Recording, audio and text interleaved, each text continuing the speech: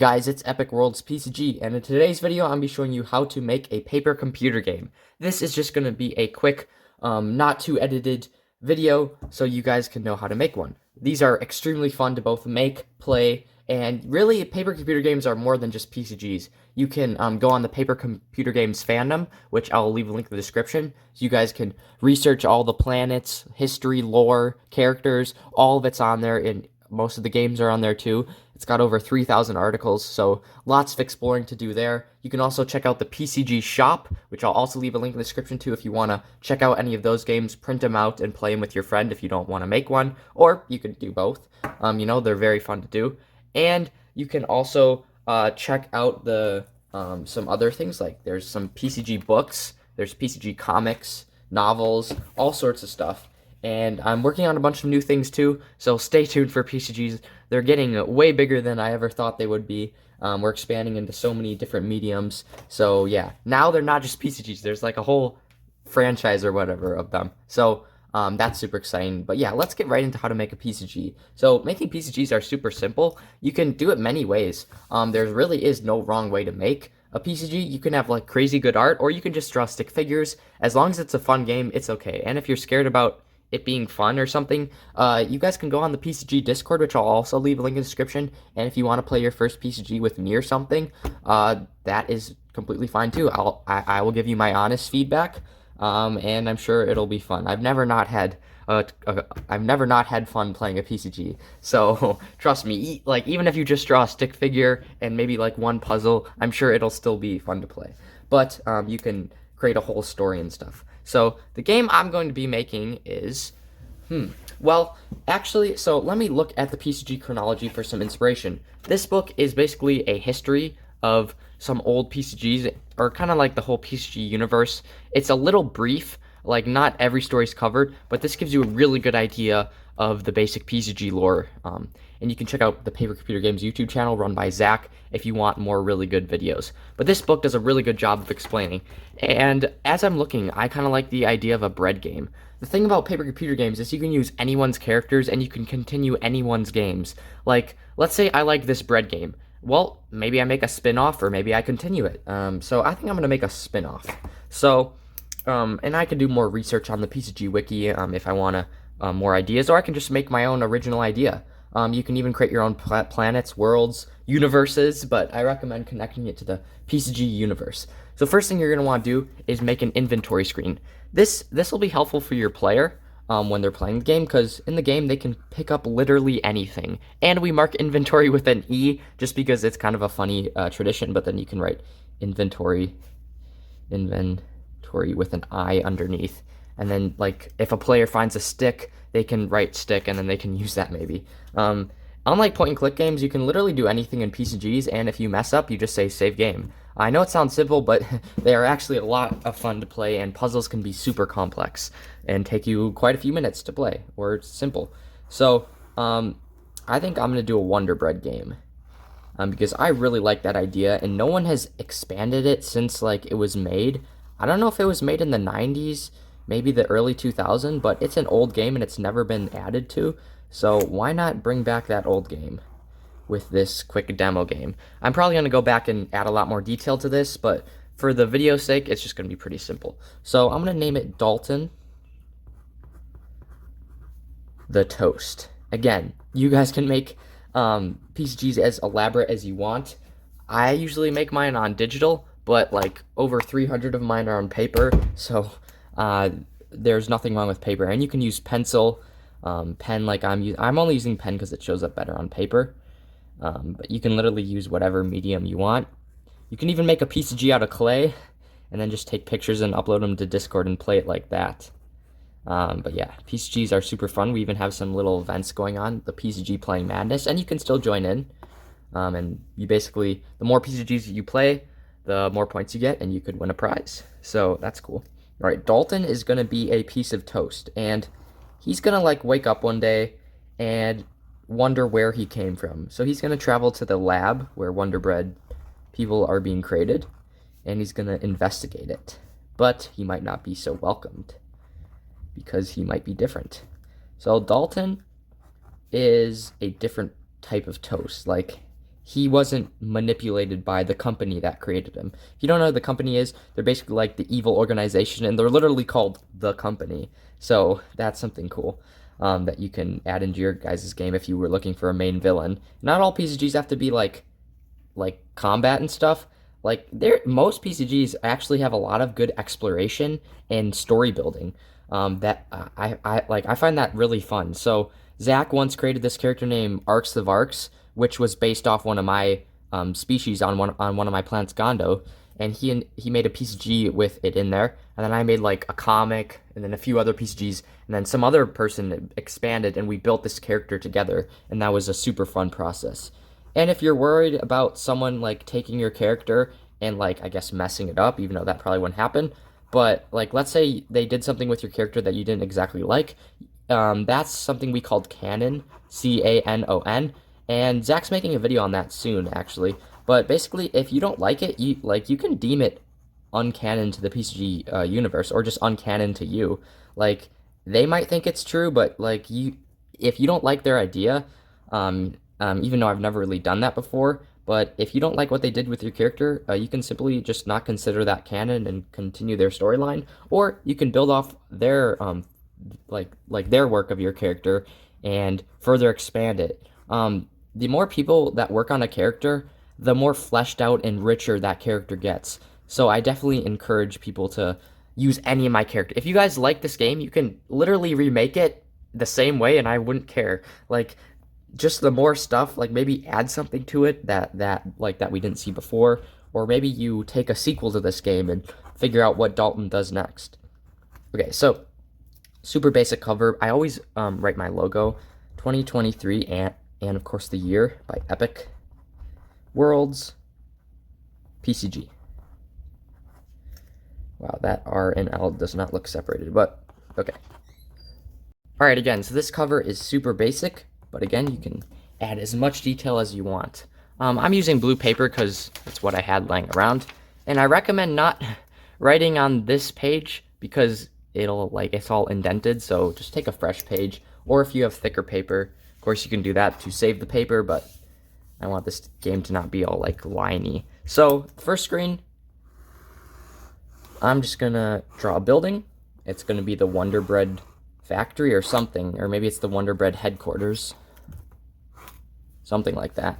So I'm just gonna write Wonder Bread, Wonder, and feel free to put this on playback speed if I am talking slow. But wait, okay, I need to focus. Broad, no, it's bread. Well, that's an interesting mistake, but if you have digital, of course you can get rid of that. It's hard to talk and draw at the same time, but yeah, Wonder Breed. So that is the building, and let's just make a quick doorway. This, of course, isn't my best art, but it'll still be a fun game. If you guys need some PCG Master tips, go check out my top 10 6 PCG Master tips. I'll be remaking that video and giving new tips and common mistakes of what not to do when being a PCG Master, but you really can't go wrong. Like PCGs are just really fun to play in general, and I really like playing them over Discord. And if you're scared of not using your voice, like if you don't want to use your voice, you can just use text. Like you can play take a picture of your screen, upload it to Discord, and people can play it using text. PCGs are usually played with 2 people, but I have played them with up to 5 people. That was very chaotic. I recommend not doing that, but it was a interesting experience. So this guy, as I was talking about earlier, that's Arcs the Varks. Arcs the Varks is kind of a businessman, and you can talk to excuse me, you can talk to him because PCGs are really role play heavy. Sorry, I can't really speak today, but yeah, so you can talk to him. He's selling a crowbar and a toilet plunger. Well, you might not think those are too useful, but starting off, you have nothing in your inventory. So your inventory would be blank. But then as the player moves throughout the game, they can collect things. So a common first question in PCGs is, do I have anything in my inventory? So that's a really good way to start off a game. So then you can check, or yeah, so that is Dalton, the piece of toast. And I'm going to add some Mercado coins. So this is my first puzzle. Not every screen has to be a puzzle. Like some things can just be exploration and talking the new characters. but it is fun to add puzzles in your game. And make sure they're not too easy. Like, for a beginner PCG, yeah, they can be easy, but like once your player has played like 1 or 2 games, then try to make the puzzles more challenging. So it's a bigger it's a bigger reward. So it might take them a while to beat the puzzle, but it is fun. So here's the puzzle. Let me just draw this one thing. So this is the character, and if they go over here to try to take the Mercado coins, the snake will literally eat them so they can say save game. So to get those Mercado coins, they're going to have to borrow Arx's table, and you're going to have to really sweet talk him. To borrow Arx's table, you can then prop it up here and then grab the eggs of this bird nest. You can then give the eggs to the snake to get his Mercado coins. Then you can pay Arx for the crowbar and the toilet plunger. You can use the crowbar to enter the room, and you can have the toilet plunger in your inventory. So you would just draw a picture of a toilet plunger. That's very bad, but then you would write it down, and then draw a picture of a crowbar. So you have those in your inventory. And let's say there's some other things, like I'm just going to add some grass and a pebble. Let's say the player wants to pick that up. They can literally pick up the rock and add it to their inventory. And then let's say they want a blade of grass. They can literally add a blade of grass. I mean, if the player doesn't want them, or the PCG master doesn't want them to, he might just say, all right, well, you try to pick up the grass, but it's like fake grass, and it's really stuck in the ground, and you just can't get it out. So the PCG master might be difficult and do stuff like that. So this is just a first screen, so that's cool. I also recommend writing down a script. So a script is, well, you don't need to do this, but it really helps if you want to play your PCGs multiple times, or just if you make a bigger game and you want to remember. You would write down the page number and then some key points to remember. Like, how do you solve the puzzle? What does this character say? Like, how do I get into that building? Just stuff like that. For the sake of the video, I'm not going to be doing that right now, but I will add that later. Screen 2. This will be inside of the Wonder Bread building. So I'm just going to quickly draw the inside of the building. This is you. Sorry if you can't see that. I'll zoom out a little. So that's you, Dalton, the Wonder Bread. And now you have a toilet plunger and a crowbar in your inventory. Maybe you added the rock, or maybe a blade of grass, or maybe a few blades of grass. I don't know. You can literally add whatever you want. So yeah, that is you. Sometimes I like to add cameos to other games. So a popular thing I like to do is add posters. The player can actually pick these up off the wall, but sometimes I like to give little nods to other games. Like maybe I'll add to Gnome the Return by Zach. That is another demo game that was pretty fun. And the player can just see that and just, I don't know. I just like to add those because it just kind of makes it more fun. Maybe I add another fun item in here. I'm going to add something called an item box. Zach used to use these a lot in his games, and these are really fun. So they can work in many different ways, but I just write item box. So the player, well, this is their first PCG, so technically they won't get anything in the box. But they can, let's say they want to put their toilet plunger in there. Then the next PCG they play, they will get that toilet plunger if they find another item box. So technically, when a player finishes the game, everything in their inventory doesn't carry on to the next game. But with item boxes, it does. So you can put like one item, you can put like your whole inventory, although that's probably not smart because you need those items to finish the game. You can even put a character. I know Zach once, or one of Zach's friends once, put a character called Zuvac into an item box, and the next game actually occurred 1,000 years after the last game. So like that character Zuvac went back in time 1,000 years, and that was just a really cool storyline because Zach connected it, and then Zuvac became a torturer on Tree for 1,000 years. It's just really good story, and you could add lots of fun things. Then I think I'm gonna add some puzzles here. So this is called the fat guy. I know that's kind of weird, but this guy, he just loves to eat, and he loves to block your way. So let's say whoever is controlling this facility hired this guy to block your way. You literally can't get past him, like just by trying to talk to him or squeeze past him. I mean, sometimes you can, but for the most part, he just loves to block your way. So you're gonna have to try to trick him. So some things you could do is I'm gonna put a jar or a tube of Slim Fast. This basically turns the fat guy shrinking, but he won't just take it like right off the bat. If you say, "Hey, can you take this slim fast?" He's like, "No, why? Like, why would I want to shrink?" So you have to like trick him. So the puzzle here is I'm gonna put an evil Wonder Bread guard here. So this is an evil Wonder Bread guard, and he's just gonna be like that. And basically, like this is how you can do puzzles. So you can try to like shoot him or dodge or like maybe you dodge behind the item box or jump on him. I don't know. Or maybe you try to talk to him.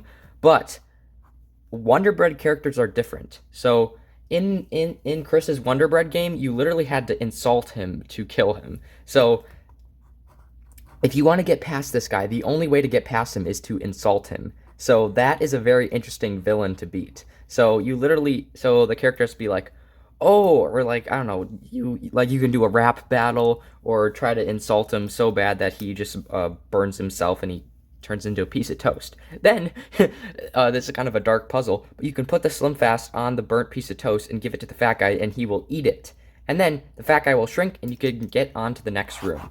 So that is a pretty crazy puzzle, but you can make funny little puzzles like that in your games. So that is screen 2. I probably should be numbering my screens, so then I can remember the order. So that's screen 1 and that's screen 2. Cool. Let's go on to, I think I'll do maybe 2 more screens. So, a very popular screen to do is called a maze screen. So, maze screens are, I mean, I've never been too great at making them. Like, Zach and Chris can make really complicated ones that take the player a long time to beat. But for the sake of the video, I'm just going to be making a relatively simple one. And that looks really bad. So this is a gate. And it's got a keyhole. But that keyhole technically doesn't work. Or actually it does. So this is a trapdoor. And once you flick all these levers... there's 4 of them, that trapdoor will open and a key will emerge. And then you can go on to the next room. But maze screens, you can add a bunch of different puzzles. Like, maze screens usually take the player the most time because it's basically multiple screens in one. And they can be very challenging, and it's actually hard to craft one because you have to think, how does this room maybe connect to this room, and how can you like work together? Like, maybe you have to get something to this room to beat this room. So this room right here, there's going to be a bunch of evil Wonder Bread dudes. And I'll go back and add more detail to this later, but for the sake of the video length, these are just some Wonder Bread dudes. And you have to get past them to get the lever. And you taking on 3 Wonder Breads is not going to be very good. So, basically, what you got to do is there's going to be a barrel here. Yeah. So, there's going to be a barrel. So, this is going to be a barrel of water. So, you can use that barrel of water to get past a bunch of guys that are just like in the hallways. And guys are actually not guys. Like, they are a group of evil henchmen that work for anyone who hires them, and they always have guns. So these are just super annoying. So what you can do is you can take the barrel of water and roll it and like just flatten them. So that's something you could do to get past those guys. Then right here there is going to be a loaf of bread. So unlike the other guys, like, this guy's gonna be very big and stronger. So he's a full loaf. He's just not a piece of toast.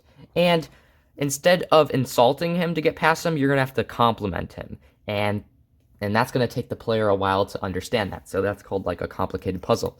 So it's gonna take the player a while, but then after that, they are gonna realize that they have to compliment him, and then he'll just be like so happy that he burns up and turns into a piece of toast. Then they can flick the lever. Maybe there's some more Mercado coins. And Mercado coins, you can either use them in-game, or you can find a Mercado ticket like this, and then you can visit the PCG add-on Mercado, which is a video for another day, but it's on the PCG shop, or you can make your own Mercado expansions. But basically, once they get a ticket, they go to this whole new PCG called Mercado, and they can go shopping and get some items and bring it back into the game. So that's something that you can do. It's actually very fun. I've done it before, and it worked out perfectly. So another puzzle is there's going to be some fire. And what you're going to have to do is once you've rolled over those guys with the barrel of water, you can empty it and take out the fire flames. And then for these guys, like, you're just gonna have to drop a huge insult to basically kill all of them, or maybe you do something else to kill them all, but they're all gonna have a flamethrower. And then some other puzzles you could do, I already mentioned the fat guy. Maybe there's a big wall here to get to this lever, and you have to find something, like maybe you stack all these toast pieces in to make a wall or a ladder or something to get over that wall. And then maybe there's like an NPC here that you can talk to. This guy is like a burnt piece of toast, like he's on fire, so you can put him out and save him, and then he will befriend you and like be your companion. So that's something cool. So that's screen 3. So once you flick all the levers, you go into the last screen I will be showing. Again, feel free to speed up this video. I know it's kind of long. So this will be the last final arc of the game. So there's going to be a huge lever. And this huge lever basically controls the Wonder Bread factory. It's what's making all these evil pieces of bread. So there's like a conveyor belt, and on the other side it's creating like evil toast people. So so toast goes in this way, and then evil bread people come out the other way. So you're gonna have to flick that lever. The only issue is that lever is locked up, and there is also a huge evil bread dude, and you can't simply insult this guy to beat him. You have to maybe do something else, like maybe you or like maybe you actually have to use combat to take him out. So I'm gonna just draw a light fixture here.